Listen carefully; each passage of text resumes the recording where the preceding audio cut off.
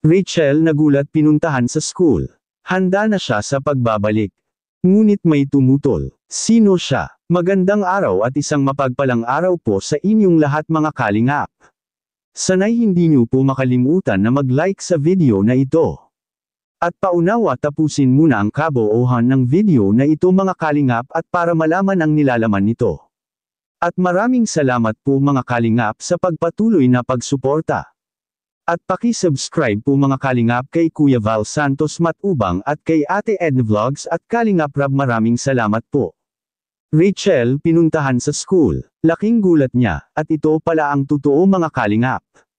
Pero bago yun ay pag-usapan muna natin mga kalingap ang tungkol sa pagbabalik ni Rachel sa kalingap na kung saan isa ito sa mainit pa na usapin ngayon sa kalingap.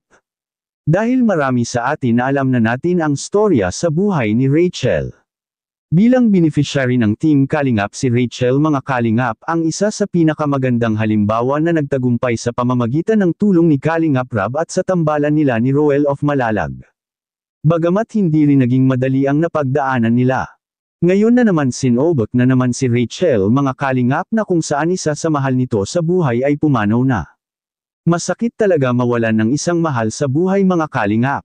Ngunit wala na tayong magagawa dahil tao lang naman rin tayong lahat. Wala talagang permanent sa buhay, samantala samot-sari ang opinion ng mga viewers patungkol sa pagbabalik ni Rachel sa Team Kalingap. May ilan na payag sila ngunit may ilan rin na hindi na daw dapat itong bumalik dahil may sarili na nga itong vlogs.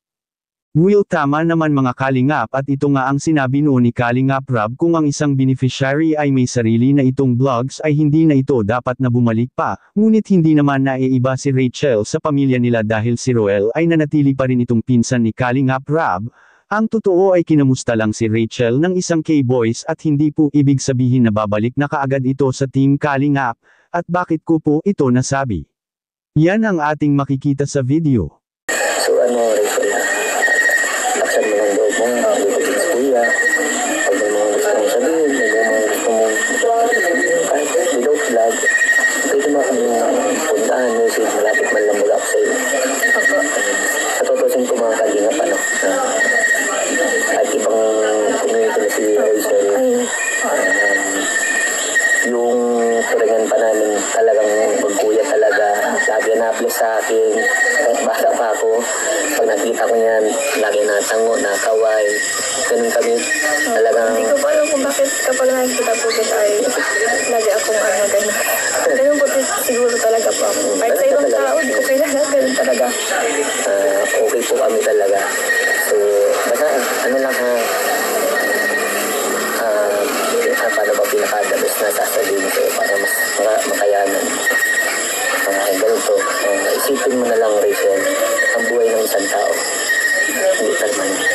Kaya nga. Walang tumangkat. Kung tumagal man yan, swerte na lang. Lahat ng tao din sa mundong ibabaw na ito. Kaya nga po. Pero pinaka-the-best na ginagawa ng isang tao, kung meron mong kapupulutan sa'yo ng aral, ay ginagawang kabutihan dito sa mundong ibabaw. Yun ang pinaka-the-best. Si Lola Marie, marami nang ginawang kabutihan para sa atin, sa iyo, lalo sa iyo at ikaw nakakasama, sa mga kapatid mo, kasama mo, at sa lahat. Alam mo yung ginawa ni Lola Marie para sa iyo. Kaya ngayon, dapat kailangan na natin tanggapin na wala na si Lola kasi napagod na mahinga na siya dahil sa karamdaman niya. Hindi man alam ng lahat na may sakit sa puso si Lola Marie at aming kinukomentuhan ng mga negatibong comments. Nasasaktan din po ako. Oo, alam ko yan.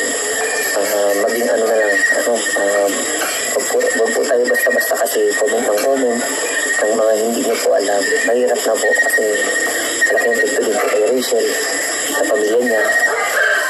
At kahit nga kay Trixie, nabasa ako, negatibo